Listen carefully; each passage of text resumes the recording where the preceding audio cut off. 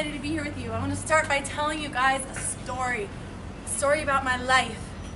When I say this, I was 17 years old. I was in basic training for the Army, boot camp. It was tough. I was sitting on a 24-hour fire guard shift in a hallway, guarding a fire extinguisher. It was pointless. I was miserable. I had a notebook, a military handbook, and I was writing a letter to my drill sergeant. And I said, I hate you. This is all your fault. As I wrote there that mean letter, and I started to get angry, I started to get upset, I ripped it out, and there was a quote on the page. And I used to write quotes down all the time when I was in high school, when I was your age, when I was in middle school, high school. I was just like, it was at the age where I'd write it down in a book and I'd forget about it. It was cute, it was great for a picture, but it didn't mean so much. In that moment, with nothing else around to distract me, I could actually look at it, and it meant so much. In that moment, my perspective changed. My circumstance changed. The way that I viewed my life changed. And I want to share this quote with you because it's so important. And that it says, you gain strength, courage, and confidence by every experience in which you stop to look fear in the face. I had to process that for a second, so I read it again. It didn't mean so much, I read it again. We gain strength, courage, and confidence by every experience in which we stop to look fear in the face. You guys do not understand how much that meant to me. In the hardest situation, in the biggest struggle in my life, I was able to turn it around off some words that at one point meant nothing. But in that quiet, in that stillness, in that struggle, in that pain, the ability to forget and face fear was just all that I needed. So sometimes you can take a little something and make it a big something when you forget your fear, and when you forget the fear of failure and the fear of the unknown. So I want you to say this with me. If you hear me, say thank you. And we're going to do this throughout the presentation. If you hear me and I say, can you hear me? Let me hear you say thank you. I want you to say thank you. Thank you. Fantastic. Y'all sound so good.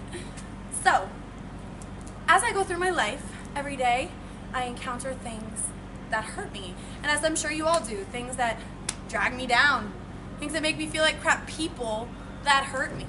And I'm not ashamed to admit that because we are human and those are feelings that we experience.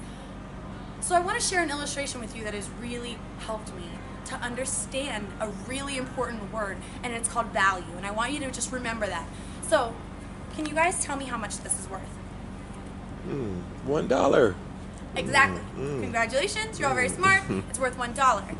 Now, if I take this dollar and you watch me abuse this dollar, crumple it up, throw it on the ground, I'm going to stomp on it. I'm really going to hurt this dollar. I'm talking about damage is done to this dollar.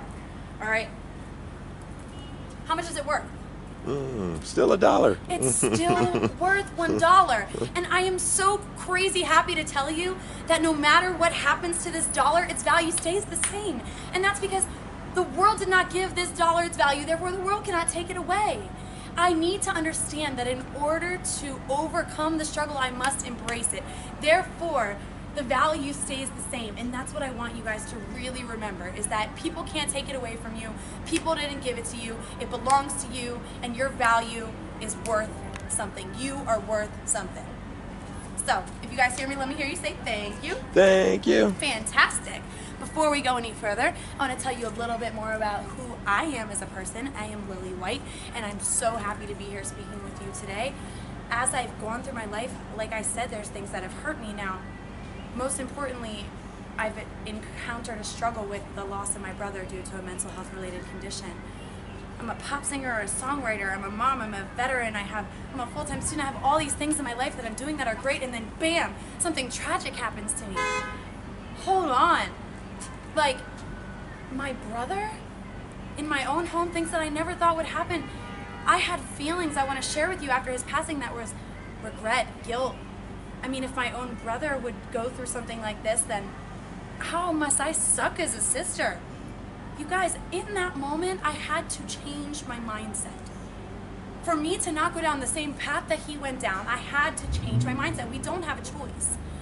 In order to change our mindset, I use a phrase, and I want you to listen to this phrase, mantra, whatever it is you want to call it, however many times you have to repeat it. So we're going to do it like this. I want you to turn to the person to your right, and I want you to say, I got issues. I got issues. Now I want you to turn to the person to your left, and you're going to say, you got them too. You got them too. And now I want you to remember that even though we have issues and we acknowledge that we have them, they do not make us. They do not define us. We are not our issues. There are issues, yes. We acknowledge them, yes. We fix them, yes. We reach out for help, yes, but they do not make us. So you will sit there when you have that moment of self-doubt and you're self-bashing and you're defeating every good thing that you've worked for, and something bad happens and you feel like you can't take it anymore. You need to say, I am not my issues. As loud as you have to say it, I am not my issues. I want to hear you guys say that with me. I am not my issue. I am not my issues. I am not my issues. I need them to hear it next door at the next school. What's the next middle school? I am not my issues. Thank you, thank you. Okay, now I believe you. You are not your issues. This is not something that defines you. And now, since you're giving me all this great positive energy, let's have everybody stand on up, and we're going to talk about Julia Michaels, a fantastic singer-songwriter. We're going to listen to her song, Issues, and I know you guys know it, so let's sing along with me as I do my rendition, my dance version of Issues. I'm jealous, I'm overzealous. When I'm down, I get real down. When I'm hot, I don't come down. I get angry, baby, believe me. I can love you just like that. I can leave you just as fast. But you don't judge me. If you did, baby, I would judge you too. 'Cause you don't judge me. If you did, baby, I would judge you too. 'Cause I got issues, you got them too. I need the dancers with their hands up like this. I can't, I'm not That's in the glory, all our problems. 'Cause we got the kind of love that takes us home. Yeah, I got issues, and one of them is all that I need you. You do things on purpose. You get mad and you break things. Feel bad, try to fix things. But you're perfect, fully wired circuit. Got hands like an ocean. Push me out, pull me back in. But you don't judge me.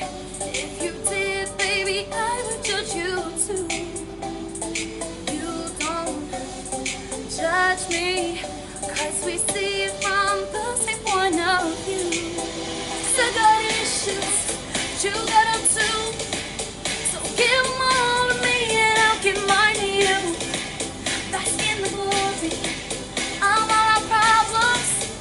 'Cause we got the kind of love that takes us home. Yeah, I got issues, and one of them is all that I need you.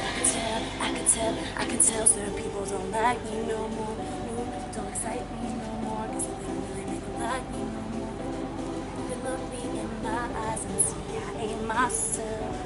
'Cause if you're what I created, I hate myself. Let's tell them all in, tell them all in. Cell phones on the table with a scene. I'm all there with them, pay them to the beat. Say it when it's you, yeah, that's that shit that drives me crazy. And it's all that I've been getting lately. And it's probably why I'm scared to put the time in. They just wanna love like they're me and I'm them. Looking for some things, and I think I can find them in you, in you, in you, in you. 'Cause I got issues, but you got them too. So give them all to me and I'll get mine to you. Bask in the glory of all our problems. 'Cause we got the kind of love that takes us home. Yeah, I got issues, and one of them is how bad I need you. Yeah, I got issues, and one of them is how bad I need you. Yeah, I got issues. Y'all put your hands together for yourselves. Make some noise for this beautiful school. I love you all so much. So I want to talk a little bit, like I said, there have been many tragic things that I've had to encounter in my short 26 years. 3 deployments, a battle with cancer, losing my brother. In this time, I had to understand that my biggest fear was my biggest blessing. Like, I was pregnant at a young age, and it was scary, and I didn't want to keep the baby, but I did. I went to the doctor, and I had an ultrasound, and I'm just sharing this really personal information with you, so I want you guys to listen, because this means something to me. I went to the doctor, and they told me that I had a 12-centimeter mass on my left ovary. I would have never gone to get any type of ultrasound testing that would have showed me that that was there had I not been pregnant. My biggest fear was my biggest blessing, and I cannot reiterate that enough. So just a little story that I want to share with you that goes kind of along with that is called the Broken Pot story. And the story's special and it means something to me because, well, you'll see. So, it's about a water carrier and his 2 pots, and I want you to envision 2 tall clay pots, okay? And a big long pole. I know this is super unrealistic, but come on, let's just play along with me. So he has got these 2 pots on this long pole, and he's walking every day to the stream. Now envision this water carrier walking. Now you have 1 pot, and it's pristine pot. It's a perfect pot. It's in great condition. It just does its job perfectly, and it feels great about itself. And then you have another pot that has a crack on its side, and it's a broken pot. It's damaged. It's kind of rough around the edges. And you have the water carrier every day that goes to the stream. He fills up both these pots with water. As he walks back, only 1 pot delivers the full portion of water. The other pot leaks out water the whole way. Now this went on for years. Eventually the broken pot just said to the water carrier at the stream, he said, "Why do you keep me? I'm broken, I'm used up, there's been some things in my life that have hurt me, and now I have no point to be here, no use. Why don't you just destroy me?" The water carrier looked at the broken pot and he was just like, "You didn't notice that all along your side of the path there were flowers? That this whole time I've known about your flaws, and your flaws have been what made you beautiful to me. Without you being just the way you are, there wouldn't have been these beautiful flowers for me to pick every day to bring home. Without you being just the way you are, I wouldn't have been able to make the world a better, more beautiful place." This story means to me that even the cracks in our life are there for a reason, guys. Even the cracks are there for a reason. So as I transition into the next part, I want to share with you why I titled this presentation Beauty from Ashes. And it's not just because I just lost my brother, it's because truly I felt that my process in growth in life has been a process of transformation, and it has really taken me to make something broken and turn it into something beautiful. And my process is music, and that's why I share my songs with you. And those 2 songs weren't my original work, but I'm getting ready to share my original work, and I want to tell you a story about it before I share it with you, because that's what makes it so important. Anyway, the song that I share with you is about a love that didn't show up for me, a love that I counted on and invested in that didn't show up for me, and it was very disappointing, and I was crushed. And I sat on top of the roof of the Carnegie Mellon Auditorium, and I was working, and I was in raggedy clothes, nothing glamorous. I was just sitting there with some guitar that didn't even belong to me, that was a friend's, and I was just writing a few chords, and I was inspired to write this song about unconditional love. And it's weird, because I wrote this beautiful song when I was in such a tragic place, and everybody was like, "Well, Lauren, the song is like, you love me anyway. Why are you singing about a guy that doesn't exist?" But what I did was, that was, for me, the way of creating something that I didn't have that I wanted, and it makes crazy sense to me because it's about taking something broken and making it beautiful through a process. It could be working out, it could be writing, it could be art, it could be whatever it is to you that's your form of self-expression, but you need to take your pain, and I need to see this process of growth and beauty through, and progress through pain, and it can even almost be profitable. So I wanted to, before I sing the song, just help you to understand that you have power. I want you to know that you have power. So leave here today, when you get up out of your chair and you go to your classrooms and you go about your days and your nights with your families and your parents and your lives, that you have power over your situation, power over your circumstance. You have power to reach out. You have power to change, power to grow, power to adapt, and power to heal. And if you hear me, I want you to say thank you. Thank you. And with that, I want to thank you for listening to me for the last 10, 15 minutes, and I want to sing my last song anyway, which you guys can go check it out on my website, lillywhitemusic.com, and we can all chat after. Thanks again for having me.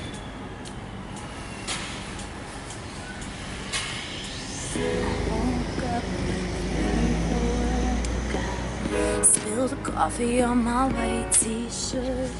I can't believe they got the nerve to turn my buttons on.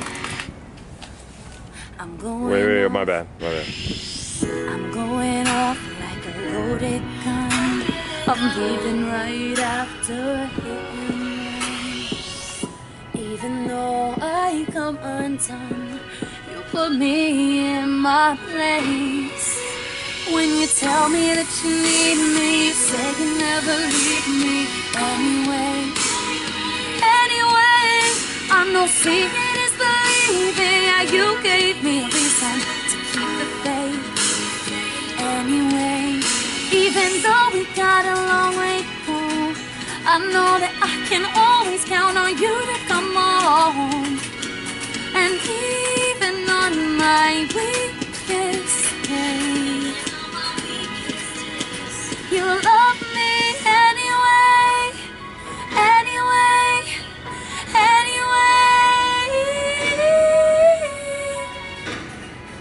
And at the end of the day, you love me anyway. Fill the tank up one more time. We spent all our money, but we're alright. As long as I got you tonight, that will be enough.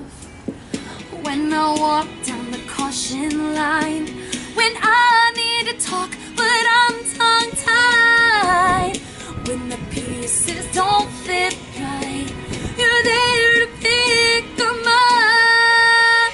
When you tell me that you need me, you say you never leave me anyway.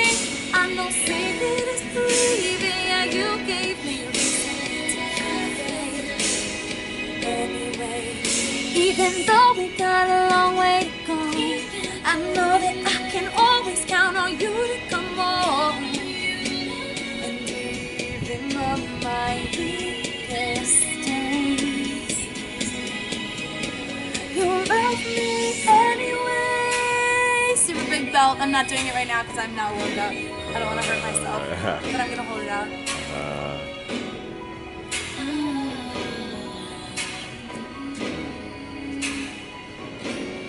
Put your hands together. In my heart, and I can't even start to think about the end. When it all falls apart and we're broken and scarred, you'll still be with me then. And you'll tell me that you need me, say you never leave me anyway. Anyway, I know seeing is believing. Yeah, you gave me a reason to keep the faith. Anyway, even though we got a long way to go, I know that I can always count on you to come on. And even on my weakest days, you love me anyway, anyway, anyway. Oh, ooh. I'm just gonna run and then say thank you. And then ask people to put their arm around the person next to them and just sway with me for a second. Like that. And just take in the good vibes and all the love that we need and all the positivity, and we are going to dismiss every negative thought, and we are just going to love each other and be grateful for the universe. Woo! Awesome.